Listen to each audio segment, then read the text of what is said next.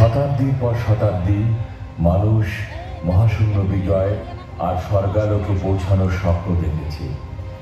বহু শতাব্দী ধরে এই আকাঙ্ক্ষার স্বপ্নই ছিল।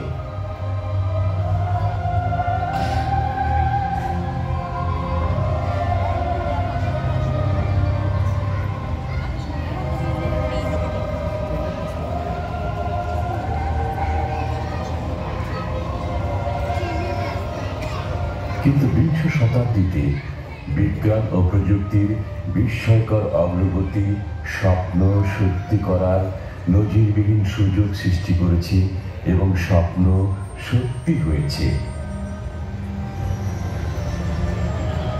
শিল্প বিপ্লবের মধ্য দিয়ে কাজাখস্তানে ট্রেন চলতে শুরু করার পর এক নতুন বিপ্লবের আলো ছড়িয়ে পড়ে।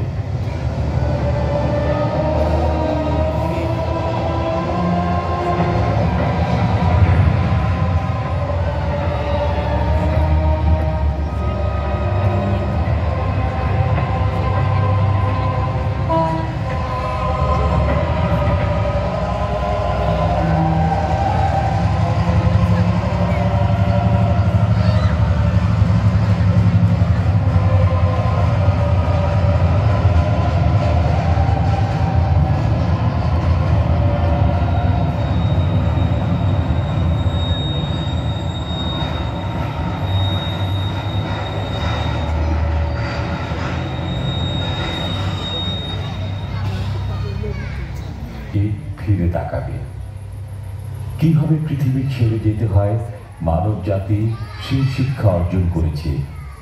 1957 সালের 4 অক্টোবর মহাশূন্য যুগের উষা লগ্নের শুরু।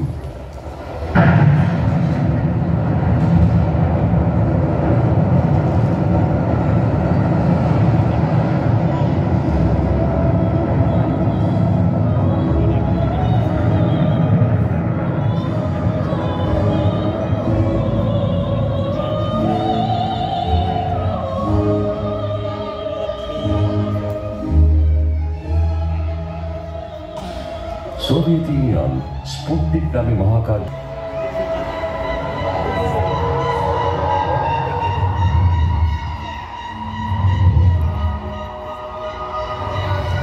রকেট ক্ষমতা ছাড়া স্পুটনিক ছিল পৃথিবীর প্রথম কৃত্রিম উপগ্রহ।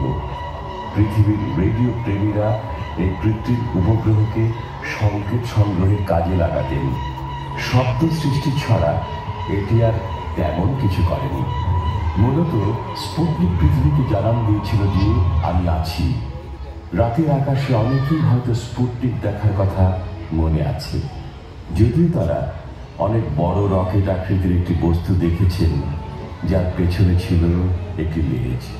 পৃথিবীতে স্পুটনিকের আওয়াজ যেন যুক্তরাষ্ট্রকে ঘুম থেকে জাগিয়ে তুলেছিল, কারণ সোভিয়েত ইউনিয়ন প্রযুক্তিগত দিক থেকে ছিল এক ধাপ এগিয়ে। জাতীয় গৌরবের এই ব্যর্থতায় আমেরিকাকে অতি দ্রুত মহাকাশে নিজেদের আধিপত্য বিস্তারে আগ্রহী করে তোলে। গড়ে ওঠে নাসার মতো একটি সরকারি প্রতিষ্ঠান। শুরু হয় মহাকাশে দৌড় প্রতিযোগিতা।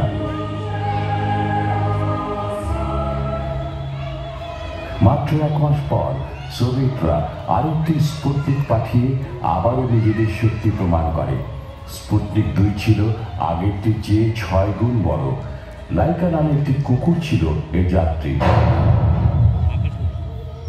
পৃথিবীর কক্ষপথে লাইকা ছিল সর্বপ্রথম জীবন্ত প্রাণী। পৃথিবীতে ফিরে আসার সুযোগ না থাকায় লাইকা প্রাণ হারায়। মহাশূন্যে লাইকা মাত্র কয়েক ঘন্টা জীবিত ছিল, পরে শারীরিক বৈকল্যে মারা যায়।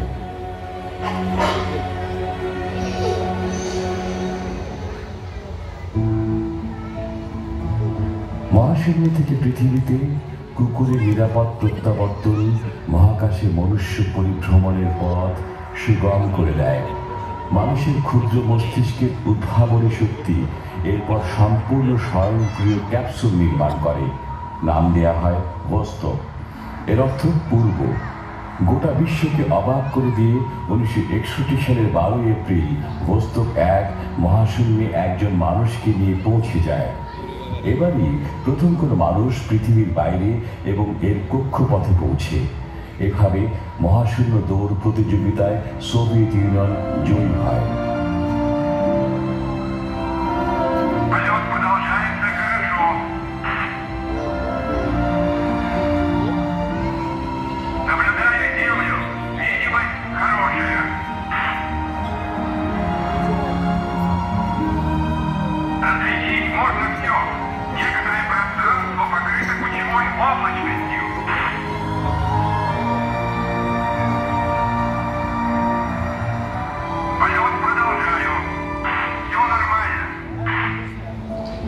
ভোস্তকের ভিতরে যে মহাকাশচারী তার মৃদু হাসির জন্য বিখ্যাত, তিনি ইউরি আলেক্সেভিচ গ্যাগারিন। Все работает отлично. Все отлично работает. Идем дальше.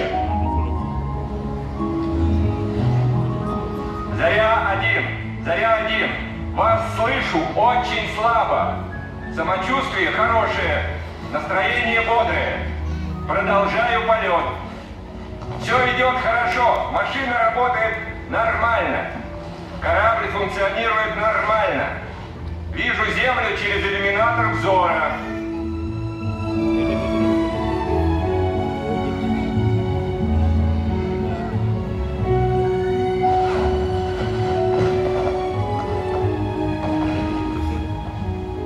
Заря-3. Какие параметры моей траектории? Привет блондину! Я чувствую себя великолепно. Очень хорошо.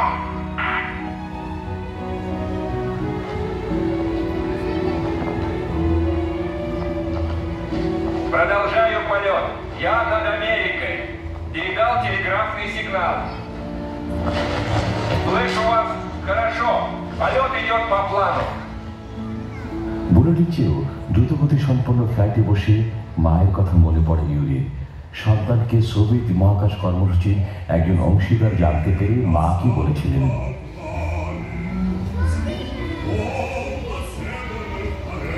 মহাকাশে অবস্থানকালে ইউরি লেফটেন্যান্ট থেকে মেজর পদে উন্নীত হন। সোভিয়েত সংবাদ সংস্থা তাস মেজর ইউরি গ্যাগারিনের খবর খুব জোরালোভাবে রেডিওতে প্রচার করে। এরপরে রাতারাতি তিনি বিশ্বব্যাপী জনপ্রিয় হয়ে ওঠেন। শেষ মুহূর্তে ফ্লাইটে কিছু বিপত্তি ঘটে। ভোস্তকের পিছনের অংশে সমস্যা দেখা দেয়। গ্যাগারিন ভয়ঙ্কর দুর্ঘটনা থেকে অল্পের জন্য বেঁচে যান।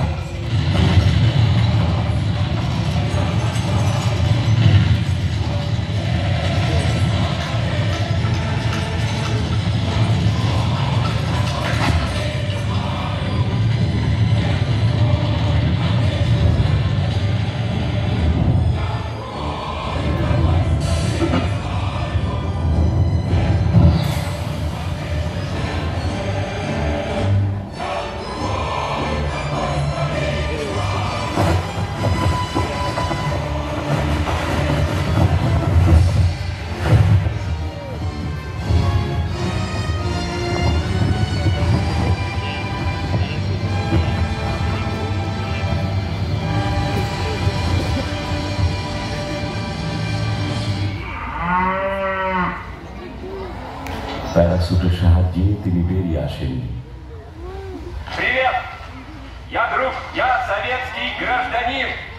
ফ্লাইটটি যে এখন দাপ্তরিক মহাকাশ রেকর্ডের যোগ্যতা অর্জন করেছে তা গোপন রাখা হয়।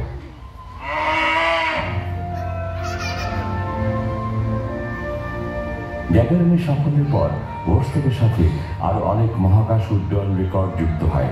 সামান্য পরিবর্তন করে আসে ভোস্ট ক্যাপসুল।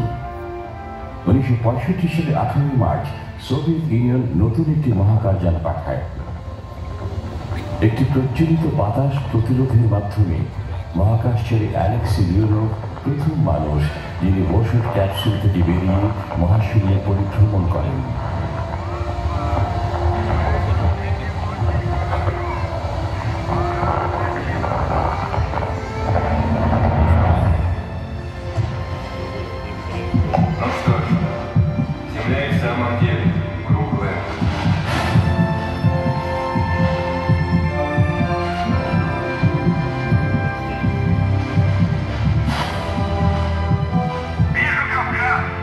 Я могу видеть от Гибралтара до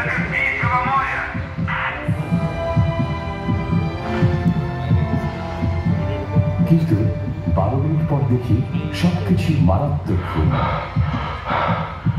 অ্যালেক্সি ছিলেন পরিশ্রান্ত এবং মহাশূন্যে তার ক্লান্তি শূন্য ছিল বলে তিনি আর ফিরতে পারেন। মহাকাশযানে বাতাস নির্গমনের মাত্র একটি ভাগ থাকায় তিনি তার জীবন রক্ষা করতে সক্ষম হন।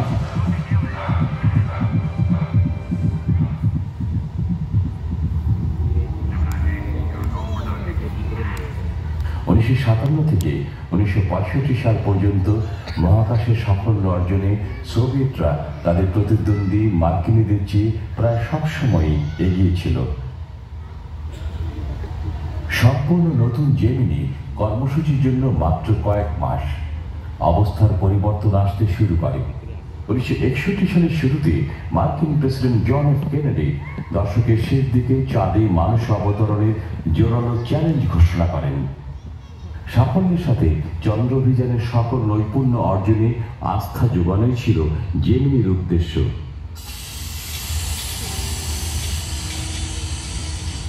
এর মধ্যে যুক্ত ছিল অন্যতম নিপুণ রেইনডেবল এবং ডকিং মহাকাশযান। জেমিনি 8 অধিনায়ক নেইল আর্মস্ট্রং ও মহাকাশচারী ডেভ স্কট সর্বপ্রথম মহাশূন্যে মানুষবিহীন রকেট সহ অবতরণের জন্য নিযুক্ত হন।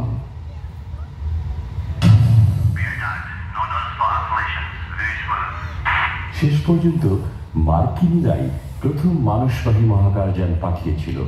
মহাকাশে অবতরণের পরপরই চুল খাড়া হয়ে যাওয়ার মতো ঐতিহাসিক ঘটনার উন্মোচন হয়। সম্মিলিত মহাকাশযান বেলুন আকার ধারণ করে। নেইল আর্মস্ট্রং চাপ প্রয়োগ করে এটি সংশোধনের চেষ্টা করেন, কিন্তু সবকিছুই নিয়ন্ত্রণের বাইরে চলে যায়।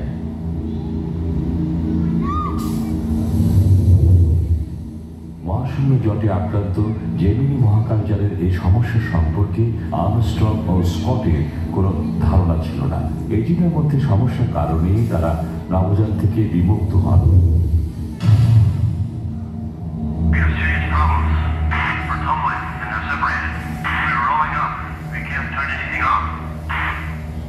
অধিকতর হালকা মহাকাশযানটি উৎক্ষেপণের ফলে উৎক্ষেপণ শক্তি দৃশ্যত দ্বিগুণ হয়।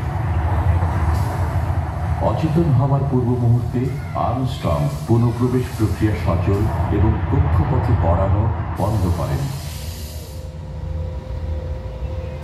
নভোচারীরা নিয়ন্ত্রণ ফিরে পেলেও অভিযানটি ব্যর্থ হয়।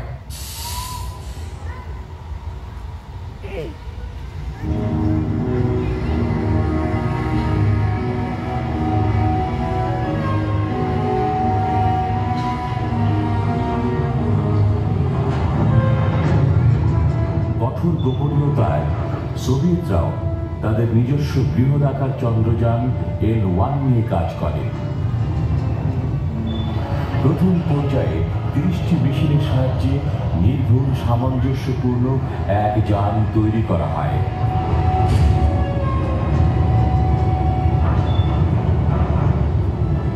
চন্দ্রের চারদিকে উড্ডয়নকারী হিসেবে মহাকাশচারী অ্যালেক্সি লিওনভ ছিলেন প্রধান। এমনকি চন্দ্রপৃষ্ঠে হেঁটে বেড়ানো প্রথম মানুষও তিনি। এ সময় অপ্রত্যাশিতভাবে সোভিয়েতের প্রধান মহাকাশ পরিকল্পক সের্গেই করোলভ মারা যান। এর পরপরই সোভিয়েত মহাশূন্য কর্মসূচি ব্যাহত হয়। 1968 সালে N1-এর বিভিন্ন পর্যায় নিয়ে পরীক্ষা নিরীক্ষা শুরু হয়েছিল। এরপর মানুষবিহীন 4টি মহাকাশযান উৎক্ষেপণ করা হয়।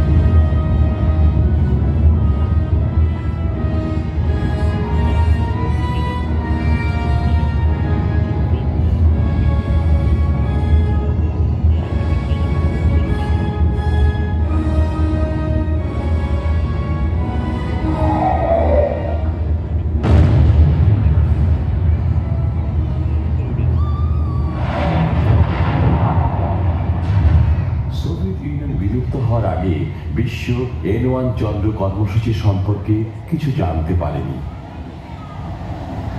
আমেরিকার চন্দ্রাভিযান কর্মসূচি ছিল ওয়ার্নার ভন ব্রাউনের শক্তিশালী স্যাটার্ন V রকেটের উপর নির্ভরশীল। 1968 সালে চন্দ্র প্রদক্ষিণে সোভিয়েতের জনপ্রিয়তায় ভীত হয়ে মার্কিনীরা দৃঢ় সিদ্ধান্ত গ্রহণ করে। মহাকাশে চন্দ্রাভিযানের কোনো সুনির্দিষ্ট পরীক্ষা ছাড়াই স্যাটার্ন ভি রকেট চন্দ্রকক্ষে মানুষ পরিবাহী অ্যাপোলো 8 ক্যাপসুলটি নিয়ে যায়। অ্যাপোলো 8-এর সদস্যরা ছিলেন ফ্র্যাঙ্ক বোরম্যান, জিম লভেল ও বিল অ্যান্ডার্স। অতি দ্রুত পৃথিবী কক্ষ ছেড়ে মহাশূন্যের অন্য কোনো কক্ষপথে পৌঁছে যাওয়া তারাই প্রথম মানুষ।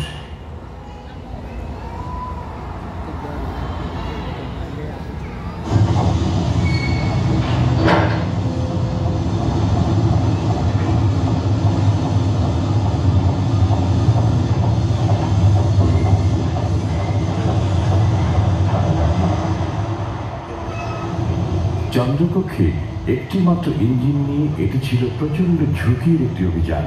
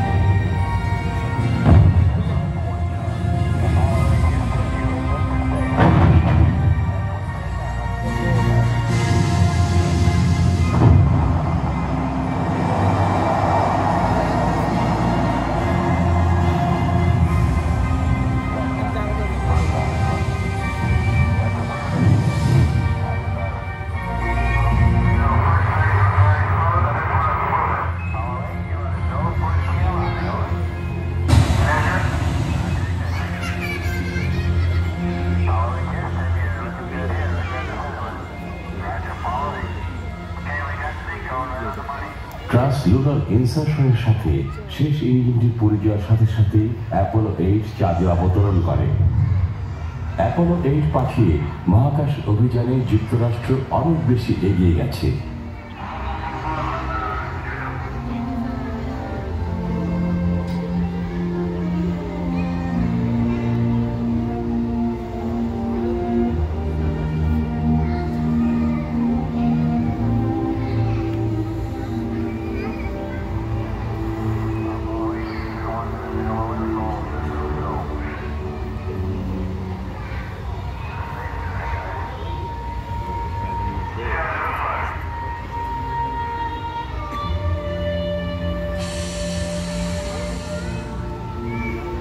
অ্যাপোলো 8 চাঁদের পেছনের দিকে পৌঁছানোর পর একসময় এর একটি ইঞ্জিনে আগুন ধরে যায়। মহাকাশচারীরা এখন পৃথিবী থেকে সম্পূর্ণ আলাদা অবস্থানে। বড়দিনের পূর্ব মুহূর্তে কোটি কোটি মানুষ চাঁদ থেকে সরাসরি সম্প্রচার অবলোকন করে। অ্যাপোলো 8 মহাকাশ যাত্রীরা তখন বাইবেলের সৃষ্টিতত্ত্ব পাঠের মতো অকল্পনীয় কাজটি করেছিলেন।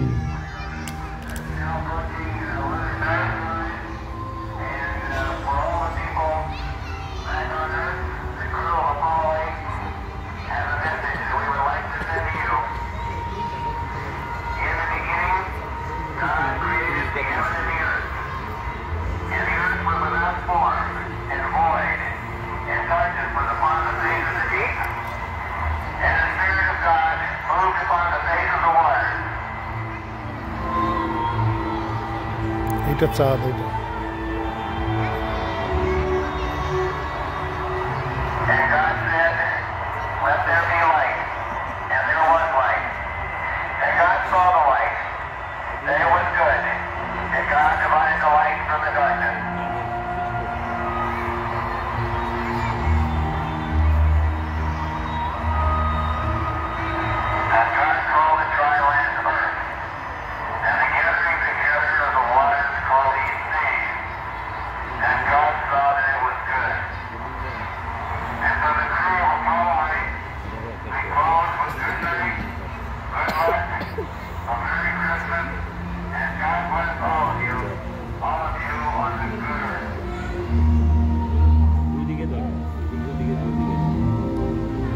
মহাকাশযানে অভিযান নিয়ন্ত্রণ কক্ষ হিউস্টনে ফিরে নীল আর্মস্ট্রং এই কথা বলেছিলেন যে চাঁদে অবতরণকারী প্রথম মানুষ হিসেবে তিনি এই মিশনের নেতৃত্ব দেবেন। 7 মাস পর অ্যাপোলো 11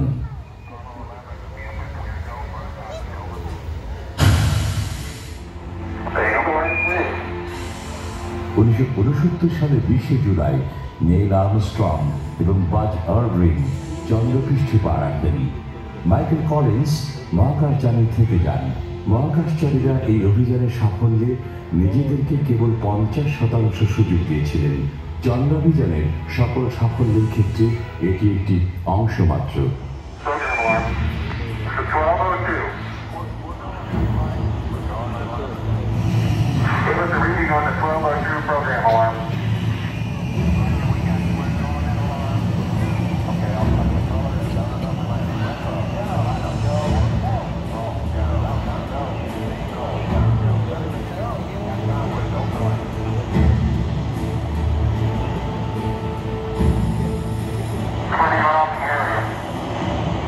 স্থির সমুদ্রের জন্য মহাকাশযানটি নিজের সঠিক স্থানে যেতে না পারার ফলে কম্পিউটার সংকেত দেয়। ঘরবাড়ির মতো বিশাল শিলাখণ্ডের উপর দিয়ে উড়ে যেতে যেতে নীল অবতরণের জায়গা খোঁজেন।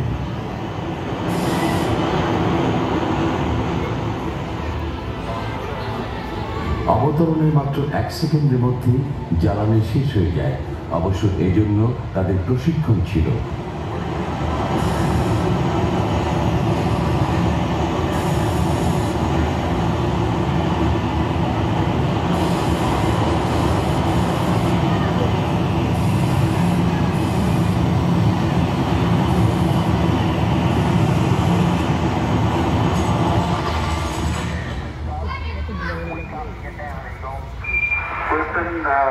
Tranquility Base here. The Eagle has landed. Roger, Tranquility. We copy you on the ground. You got a bunch of guys about to turn blue. We're breathing again. Thanks a lot. Okay, we're going to be busy for a minute. Okay, Houston, I'm on the porch. Did you get the raise down? I'm going to pull it down. Houston, the raise the key down. All right. Houston, Roger. Copy. Standing by clear TV. Roger, TV. Check the breaker there. And we're getting a picture of the TV. Oh, you got a good picture, huh? Okay, Neil, we can see you coming down the ladder now.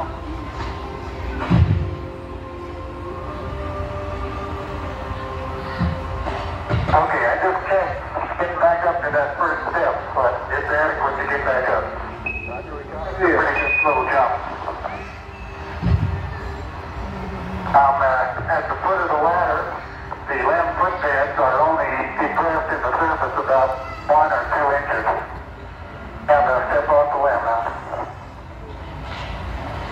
That's 1 small step for man, 1 giant leap for mankind.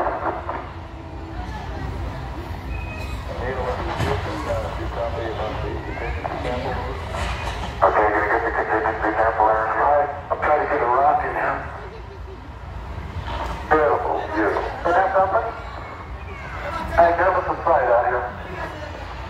20 minute পর নীলের সাথে বাজ যোগ দেন। Magnificent desolation. Do we get both of you on that camera from that place? Neil and Buzz, the President of the United States is in his office now, and we're going to say a few words to you, over. That would be an honor. Hello, Neil and Buzz. I'm talking to you by telephone from the Oval Room at the White House, and this certainly has to be the most historic telephone call ever made, because of what you have done to heaven and become a wonderful work. For one priceless moment in the whole history of man, all the people on this earth are truly one in their pride in what you have done, and one in our prayers that you will return safely to earth. নেই ও বাদ যখন চন্দ্র অবতরণ করেন তখন আশেপাশে একজন Soviet দর্শক ছিলেন।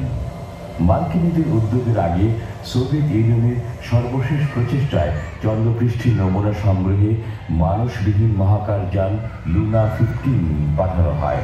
অ্যাপোলো 11 আগে সেই অভিযান যদি সফল হতো,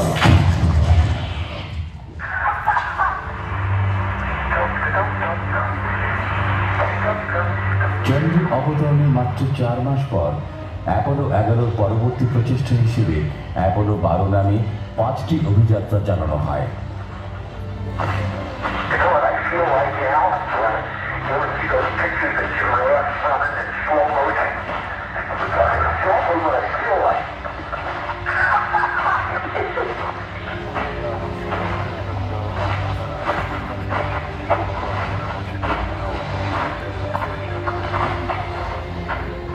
মহাকাশচারীরা সেখানে বহু বছর আগেকার সার্ভেয়ার 3 নামে রোবট অবতরণ যান দেখতে পান।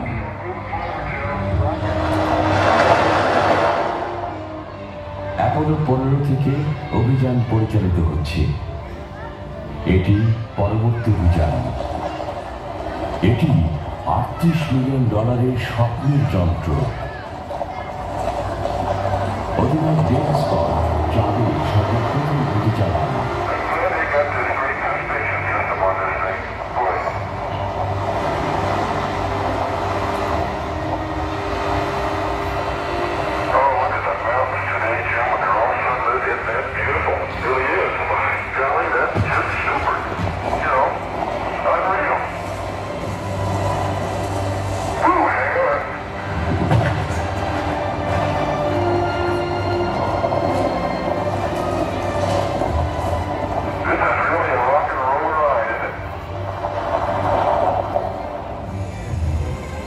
পৃথিবী থেকে এভাবে ক্যামেরা নিয়ন্ত্রিত হয় যাতে টিভি দর্শকদের চাঁদে তৃতীয় মহাকাশচারী মনে হয়।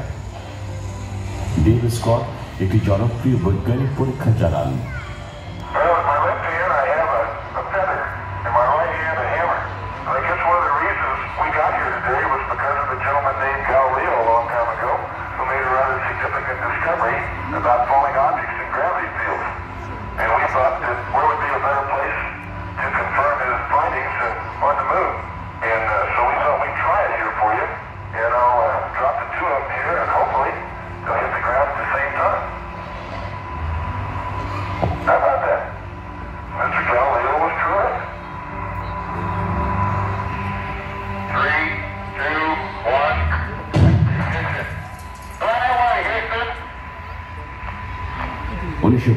ডিসেম্বরে অ্যাপোলো 17 মানব ইতিহাসের বিশাল আবিষ্কার শেষ করে।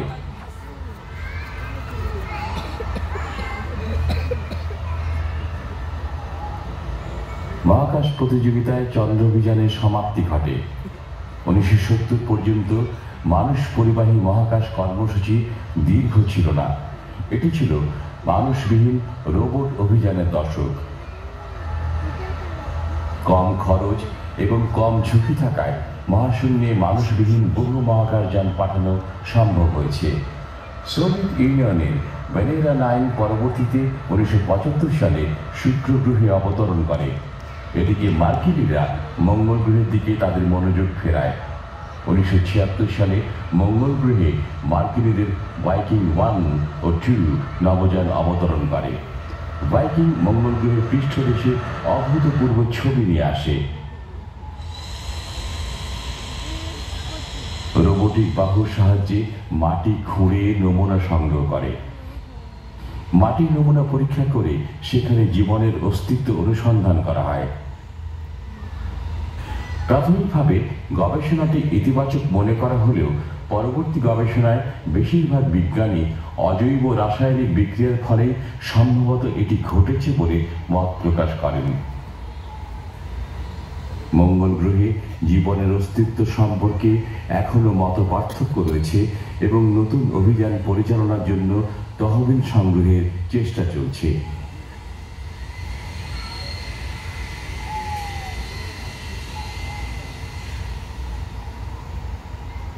পৃথিবী থেকে পরবর্তী পর্যায়ে আন্তঃগ্রহ মহাকাশ অভিযানে যারা অংশ নিয়েছে তাদের কাছ থেকে তেমন কোনো তথ্য পাওয়া সম্ভব হয়নি। তারা কি এমন কিছু ব্যবহার করছে যাতে আমরা তাদের সাথে কোনো যোগাযোগ করতে না পারি? রেডিও অ্যান্টেনার প্রয়োজন দেখা দিয়েছে। পৃথিবীর ঘূর্ণনের ফলে প্রতিটি রেডিও দিনের একটি বিশেষ সময় পর্যন্ত মহাকাশযানের সাথে সংযুক্ত থাকতে পারে। সমস্যা সমাধানের জন্য গভীর মহাকাশ নেটওয়ার্ক প্রয়োজন। একে অপরের সাথে সংযুক্ত থাকার জন্য বিশ্বব্যাপী কৌশলগত অবস্থানে রেডিও অ্যান্টেনা স্থাপন করা হয়েছে।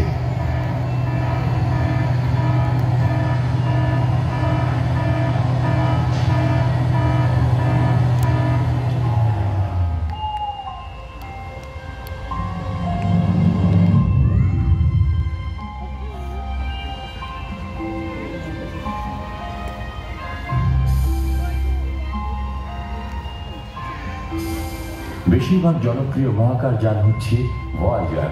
ভয়েজার 1 ও 2 আমাদেরকে নতুন উচ্চতায় পৌঁছে দিয়েছে এবং আমাদের সৌরজগতে গ্যাস নির্ভর গ্রহ ও তাদের কক্ষপথে চন্দ্রের সন্ধান দিয়েছে।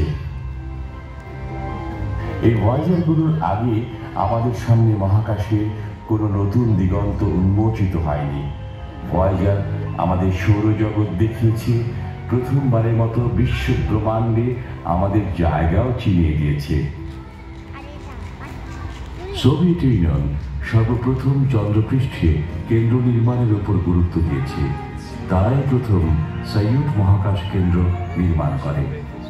কিন্তু সবচেয়ে সফল মহাকাশ কেন্দ্র মির। এটি প্রায় 10 বছর ধরে মহাকাশে মানুষের অবস্থান নিশ্চিত করেছে।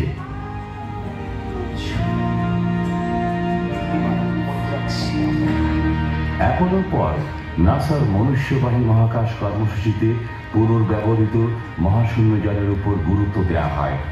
এ পর্যন্ত নির্মিত এটি সবচেয়ে জটিল মেশিন। মহাশূন্যযান দেখতে বিরাট মালবাহী উড়ন্ত ট্রাকের মতো, যা অভিযানের শেষ পর্যন্ত ভেসে বেড়ায়। এটি উপগ্রহ হিসেবে মহাকাশে স্থাপন করা হয়েছে।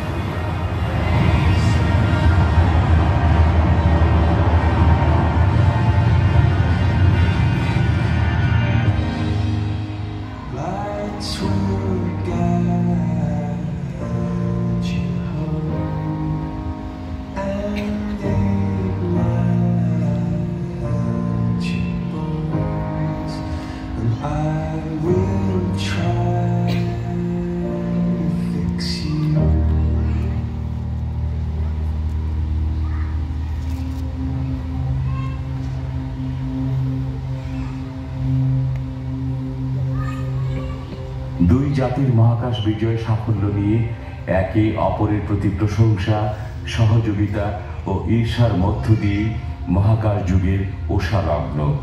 সহযোগিতার মনোভাব থেকে প্রশংসা করা হয়। একবিংশ শতাব্দীর শুরুতেই আমরা মহাশূন্যে আন্তর্জাতিক মহাশূন্য কেন্দ্রে স্থায়ীভাবে মানুষের অবস্থান চিহ্নিত করেছি। আন্তর্জাতিক সহযোগিতার সর্ববৃহৎ এই প্রকল্পে কমপক্ষে 16টি দেশ যুক্ত রয়েছে।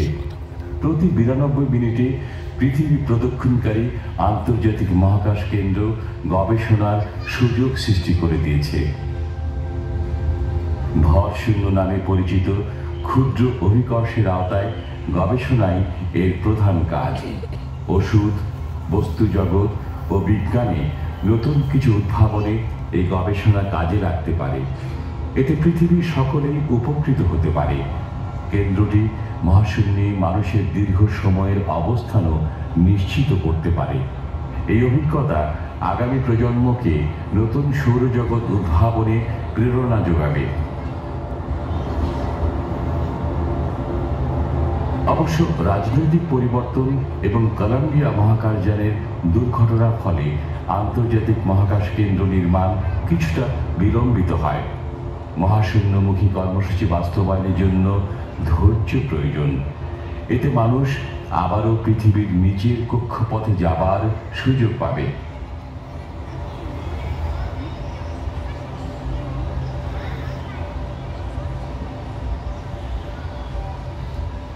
দিগন্ত রেখায় এখন নতুন তারকার দেখা মিলেছে।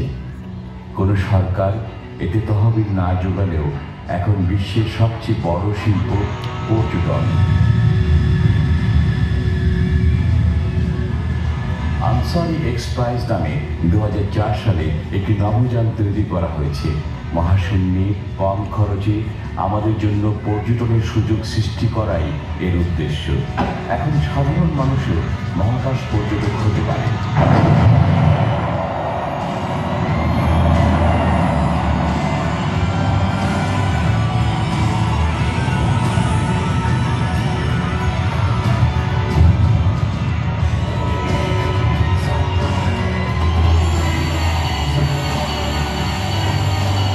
মানবন্টনে নভোযান এক, সরকার শূন্য।